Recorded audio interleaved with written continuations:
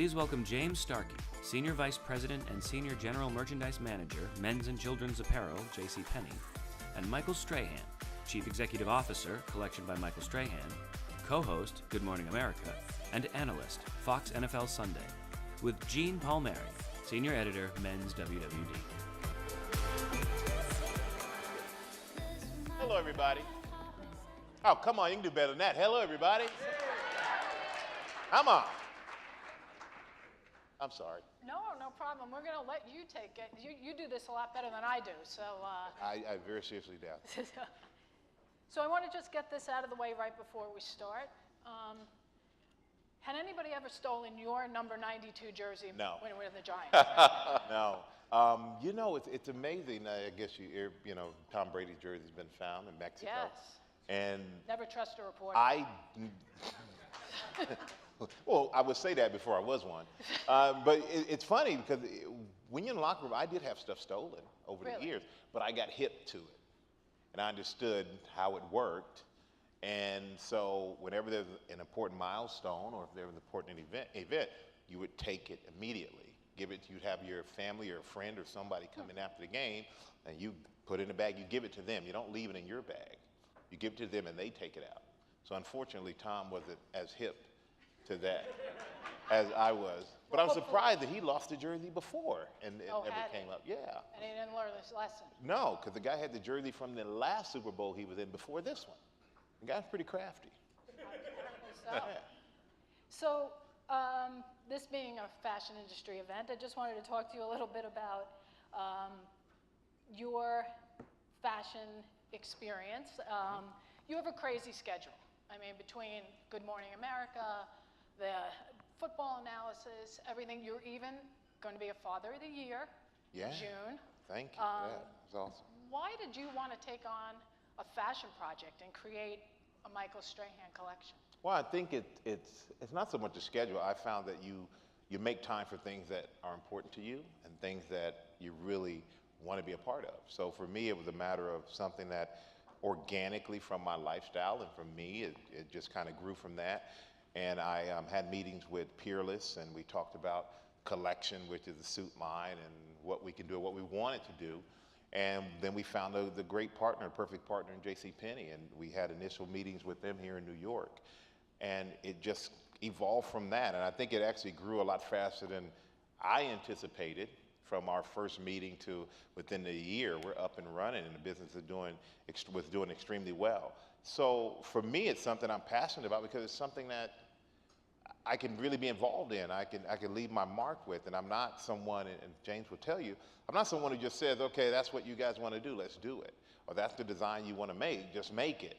Like, I want to be involved. I'm involved from the fabric to the lapels to where the zippers are and the buttons and the feel and the texture and the fit, because it's all important because my name is on it. And I learned from doing a project years ago, had nothing to do with the fashion business, that I trusted other people's instincts more than I trusted my own.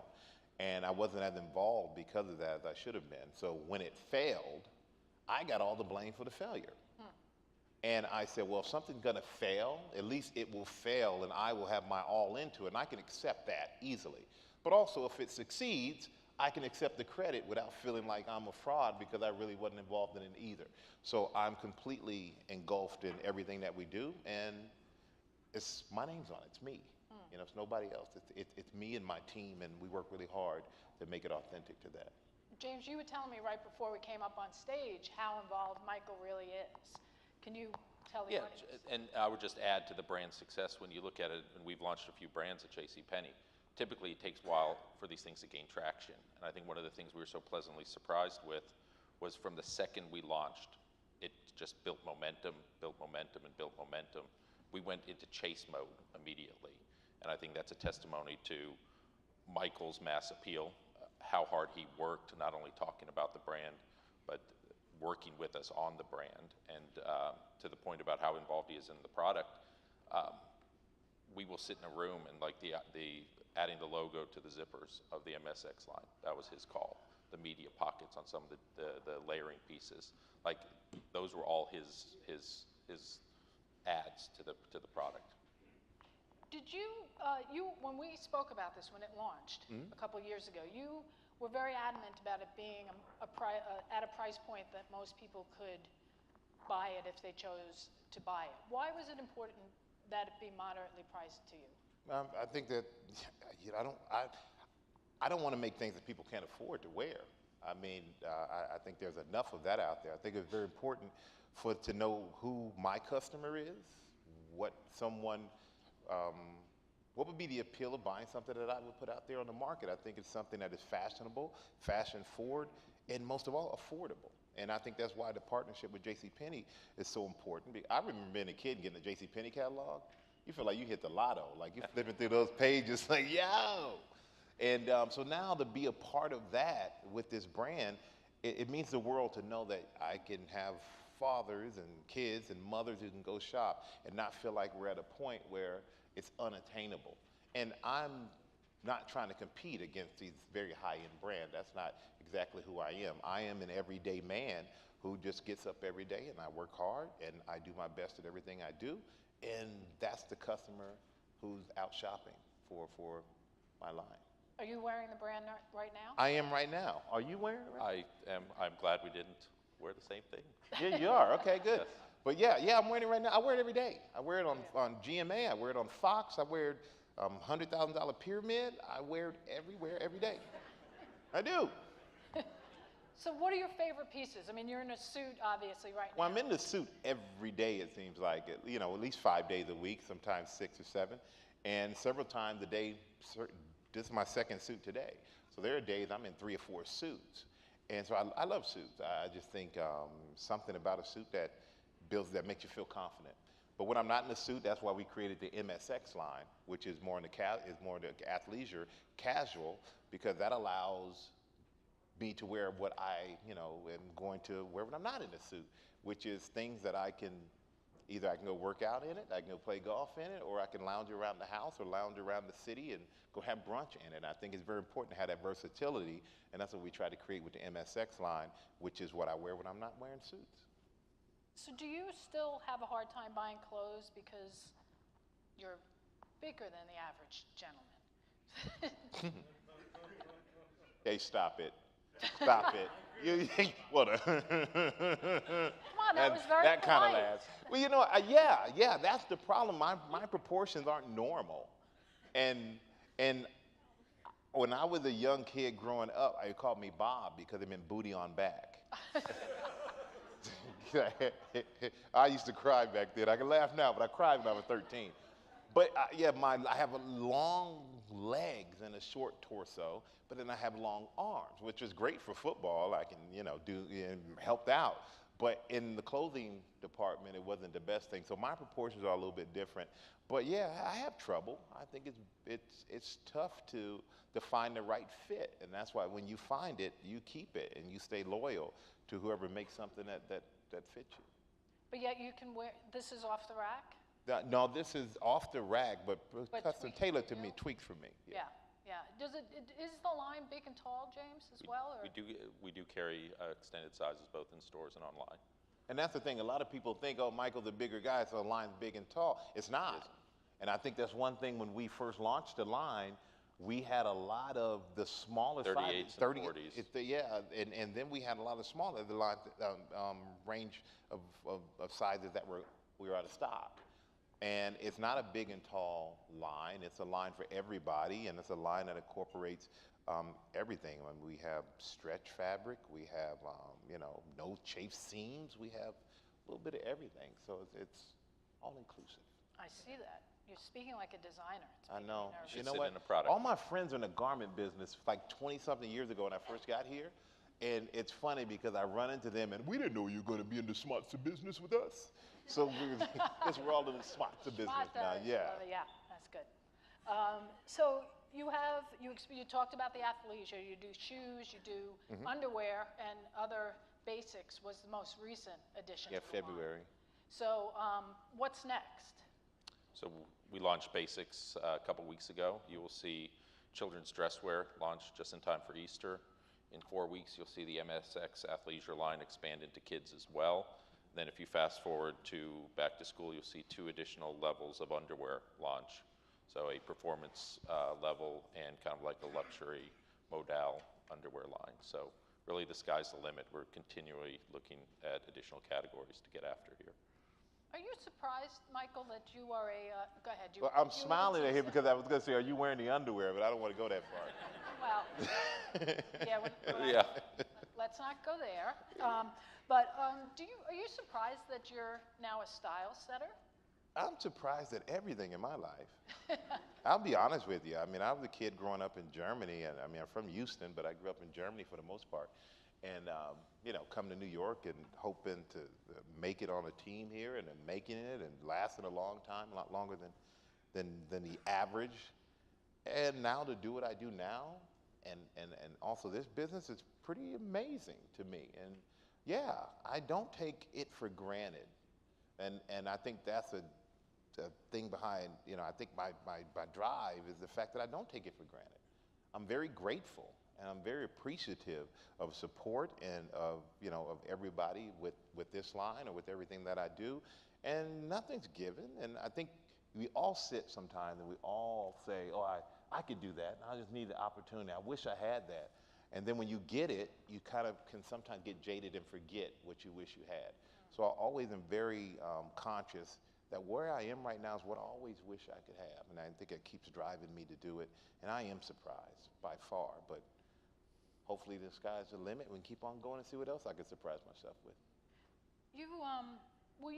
How did you make that jump from sports to become a media personality? Well, you know, when you're playing football and you're in New York, that helps. All the microphones in your face every day, you get used to it or you don't. And I'm surprised. I have a friend of mine who says, Michael, you're the only man who can make a living on TV who can't say the letter S without spitting on people. And I said, yeah, you're right. Absolutely right. But I am really shy in a way by nature. If you see me on the street and you're like, Michael, I'm almost like, and most people probably think, oh, he's kind of, but I'm shy in that way. But when it comes to like, I love what I do. I love like TV, and I love the way the mechanics, the way it works. Kind of reminds me of football in the sense of studying and technique and making things better and always having that drive to be better at it. But, you know, I think New York City really helped. If I were anywhere else, I may have been a football player, had a great career or something like that, but it wouldn't have been the same, at least in my mind, to lead me to football and Fox, which in turn led me to Live with Kelly, and which in turn led me to GMA and all these other things I do. Yeah, you know, when they sent out the press release for the Father of the Year Awards, I mean, it just goes, all of your accomplishments just go on for like a page. I try not to read that stuff. Yeah, well, I do, because Gets you in what trouble. I have to do. But, I mean, is there anything that you like more than any of the others, whether it's the, you know, the talk show part of it, or you do producing, you do all sorts of stuff. What do you like the best? What I like the best? Or maybe it was like, you know, tackling people. I don't know. No, I do like tackling people. Yeah, it's nothing like it. I mean, it's really nothing like it. I mean, trust me, if I could have played forever, I would love to play forever. You've never lived until you hit Tom Brady. And, well, not just Brady, but any quarterback, right? It's nothing like you hit a guy, hit a grown man, and you hear the life and the breath leave his body. It is something very empowering about that. And then, you know, like, you know, you hit Brady and you sack him and you land on Brady. No, I wouldn't do that to you. But you like sack and you land on Brady, and then like you get up and you, boy, I see what Giselle is feeling, you know. I just laid down with Tom Brady. That was cool. But it's like different stages of my life, I guess. So I enjoy it all, to be honest with you. I mean, the one thing, of course, being a parent is the number one thing in the world. And so that trumps everything. But outside of that, I have enjoyed every step along the way. And I've never looked at one thing, success or failure, and say, oh, that was horrible. Because I learned something from it, which in turn made me better at the next thing. Right. And no, I enjoy all of it. And I just, you know, I got great jobs. I'm a very lucky guy. True. So James, let's talk a little bit about retail. Oh. Men today, they seem to be more interested than ever before in fashion. Yes. Have you found that to be the case for JCPenney? Yeah. When you look at our men's customer at JCPenney, one, we find he cares more about how he looks than he ever has before. he also is shopping for himself more than he ever has before. And I think it's important in a department store environment, particularly JCPenney, that we talk to that customer, right? Because a lot of what we do at Penny's is more focused after we call her the modern American mom, right? But we know we have a male customer that's coming into our store, so we spend a lot of time trying to talk to them in places where he is, primarily digital, but really trying to talk directly to the male consumer. So what, are you doing any particular initiatives in store to capitalize on the fact that guys are more interested and more apt to shop for themselves? We're working on a few things. If you go back and look at, so we know our customer is more male or is shopping for himself more than ever.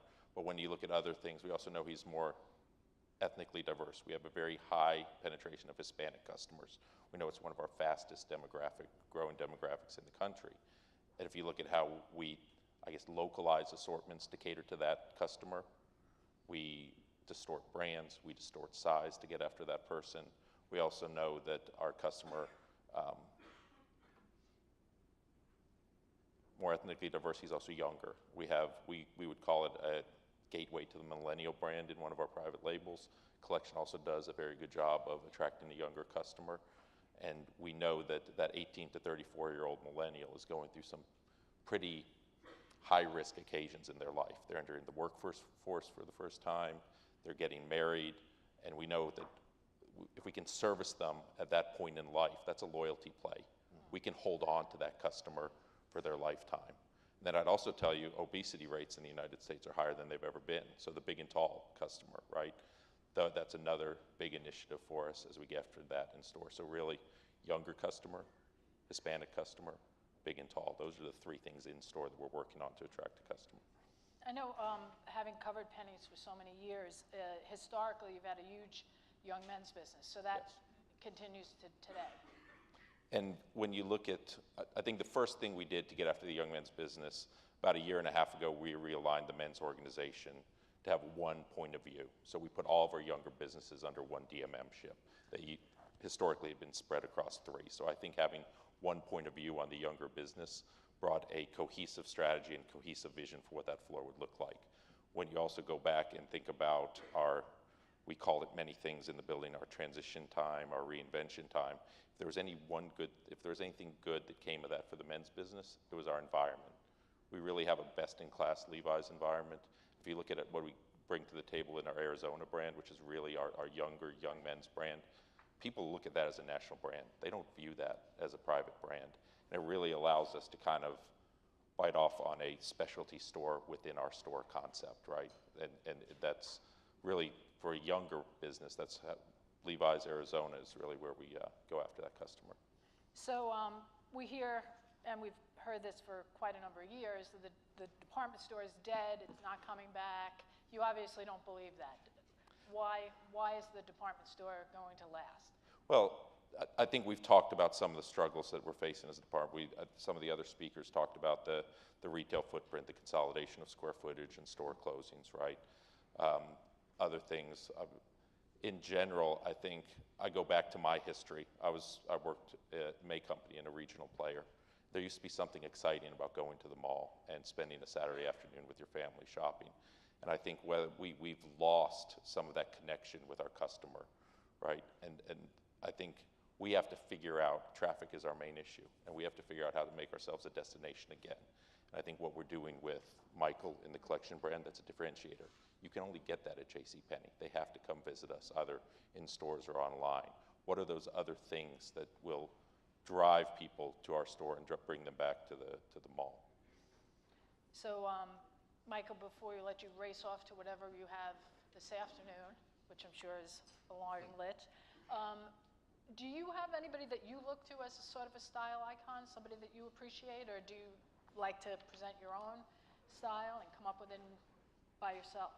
I don't know if there's any one in particular, but I read all the magazines. I pay attention to what's going on. I check out what guys are wearing, and I'm very observant about the style and what the trends and what's changing. And yeah, I don't know if there's any one particular person, but I do appreciate everybody's style. You have some, I appreciate guys who can pull off things that I could never think of because it just wouldn't work for me. But I appreciate that because I think you take chances, and a lot of people do, and I'm always have my eye out for that and seeing what we can incorporate into what I do. And yeah, I'm just an observer of all styles and appreciator of all. So you wouldn't take a lot of chances in what you take a lot of risk in your fashion? Because, I mean, you have to have a certain decorum on television and the things that you do. So I would imagine that, you don't want to get too over the top. Well, there are times I want to be over the top, and somebody says, Michael, that's over the top. So I can't be too over the top. But yeah, I think one of the times that I probably take the biggest risk on TV, which I can get away with it, is whenever we do the Oscars. I'll always wear a tuxedo that is different or stands out or something, but it fits, and it always ends up being recognized as being well done and not over the top. And for me, it's important. When you are at my size, as you say, I don't like to walk in the room, and I don't want to come in with all the attention. I just want to walk in and fit into the room and not look like I'm starving for the attention. And I think that that's important for me with my style. But for the Oscars is when I probably take the biggest risk, and it has always paid off. That's great. Well, you fit in perfectly today, so I thank you for very that. much. I appreciate it. And I guess we have time for a couple of questions.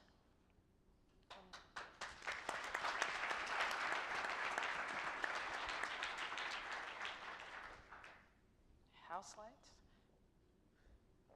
I see a couple of hands in the back. They're going to run over with a mic. Hi, I'd like to ask Mr. Starke why he thinks that the Michael Strahan brand resonates in particular with the JCP consumer. I think one, that it's positioned on our floor at the right. Michael said it, right? It's for all, right? It's positioned to be successful on our floor. It's actually one of the higher priced garments we have, but it's priced in a way that everybody can afford it, right? I think the reasons why it's been successful also, it filled white space. We do very well with the older customer on the tailored floor and the younger customer, but there was a huge gap, call it an updated traditional gap on our floor from a both product aesthetic and a fit perspective that we were completely missing the mark on, and this filled that space very nicely. And then I said it, I mean, this man works very hard pushing the brand, right? And when we talk about the importance of talking to men when we have a male consumer in our store, I think he brings a sense of credibility. He said it, he wears a suit almost every day. Today, he's on his second, right? I think men particularly look at him and say, if I want to look like that, or I aspire to look like that. And also the female that's shopping for him, same thing, right? I think he has that mass appeal for both the male consumer and the female consumer.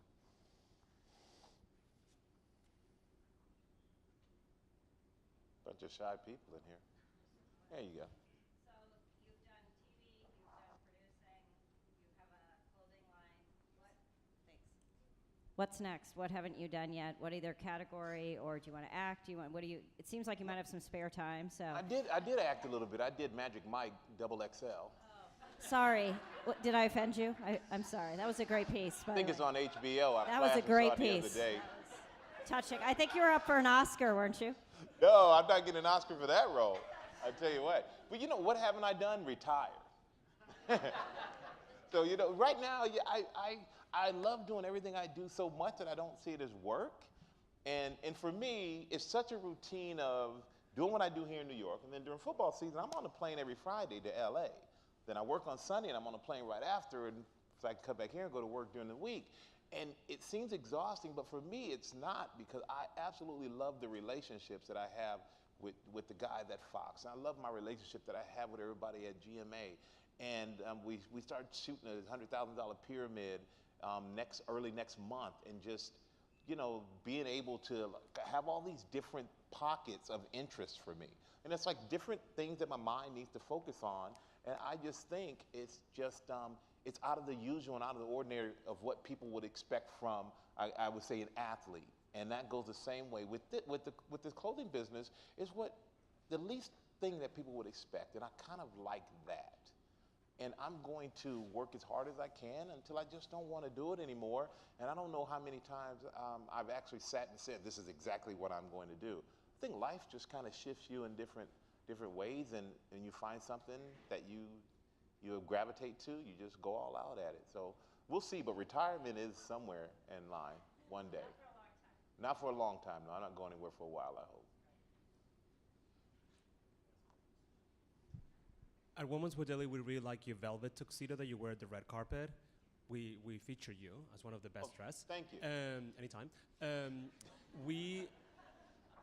Is the event dressing one of the categories that you're going after? Is evening wear for the big and tall something else? I don't see that many things in the market. I think that market, first of all, I hate the word big and tall. It's sort of depressing. We need to come up with a different word.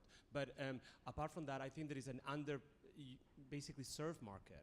There is such a huge potential there. Are you going to do evening wear? We do some evening wear. We just implemented it last year after the Oscars. And we do evening wear, and I think that's a category that we felt was underserved as well. And that's one of the reasons why we wanted to push with JCPenney to come up with evening wear. I mean, we have suits and we have ties, we have all these things, but men, say weddings and other things that are very formal. And even in the kids' space, young men's space is something that we're going to talk to you about. But yeah, it's a space that I feel is underserved. It's something that we're trying to service right now. We haven't been able to push it, or haven't pushed it as much as we've pushed some of our other products. But I'm glad you said that in front of the boss right here. We had a nice conversation. And the one thing I will say that I do love about working with James and the team at JCPenney is that it's been very collaborative. And if there is something like that does happen, or if there's a new category that we're interested in, it's not always they do it, but we may have to push and pull to get it done, but we find a common ground and we get it done. And I think we're very respectful of each other and what each other needs to accomplish for a business. And no business will feel fair if you feel like you're being taken advantage of. Only way you feel fair is you both may not walk out with exactly what you want, but you walk out feeling like you're happy with whatever's going on. And that's how our relationship is with JCPenney. And I thank you guys for taking a chance, because walking into that first meeting, I didn't know what was going to come out of it, and it has turned into a very, very incredible relationship that we value a lot. And now we're going to work on the formal wear, because he put me on the best dressed list, and he's right. We have time for one more question. This isn't fashion related, but I'm just curious. So do you find being on Good Morning America more challenging than when you were working with Kelly Ripa? Oh, absolutely. Oh, Why? yeah. One I actually have to study for. And I love live. I mean, my time at Live was special. I mean, 4 years doing that show, and it taught me a whole different side of TV, because it's kind of like each job is so different, and each, I'm not gonna say personality on TV, but each way you have to tap into yourself to do these jobs is completely different. It's one thing on Fox when you're sitting up with 4 guys, you're talking football, the band, macho thing, and how to kind of juggling or dancing bears up there, navigating the talking between you. But you have to know players, you have to know stats, you have to know, you watch the game and give that instant feedback to the fan and tell them something in a way that they didn't think of it themselves, because now you can consume so much information as a fan. Most probably know the game in a lot of ways better than the commentator. So you have to say it or give them something in a way of an insider, which is tough to do. But that's one thing. And then doing live, it was more of a personality-driven show. It was, this is the topic of the day, and I don't know what you did the night before. You have no idea what I did. Let's just talk.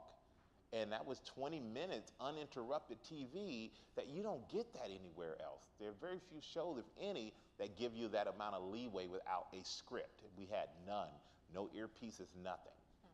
And but then to go to GMA, it's news, it's politics, it's weather, it's interest, human interest stories, and then there's room for play as well.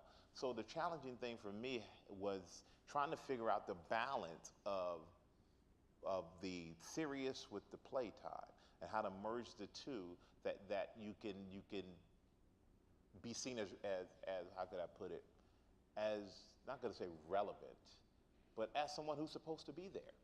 And I think the great thing about news now is we consume our news in so many different ways, from so many different types of people, that I didn't have to stand in front of a storm and say, I'm out here to build that resume. I think people are just interested in getting the news in any way that they can, with somebody that they're comfortable with getting it from. And it has been the biggest challenge of anything I've ever done, but I work with great people who've all come from different backgrounds, and I'll never forget at my first Oscars, I'm nervous. Like, I am sweating under that tuxedo like a farm animal. You have no idea.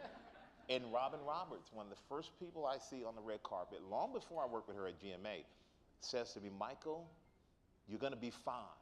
Because she said, how are you? I'm nervous. You're going to be fine. She goes, I came from sports too. And that made me feel so comfortable that here's someone who I totally forgot because she invented herself and reinvented herself in a different way. She came from the same background I came from. And that has made me so comfortable, and she has been a champion for me over the course of the last 2.5 years of doing GMA. And it is all so different and all so fun, to the point where, I wake up a little bit earlier, but I'm done at 9. And so I have time to work on other things and have a life outside of just, outside of work. Excellent. Well, thank you very much. Thank you. Thank you. Thank you, sir.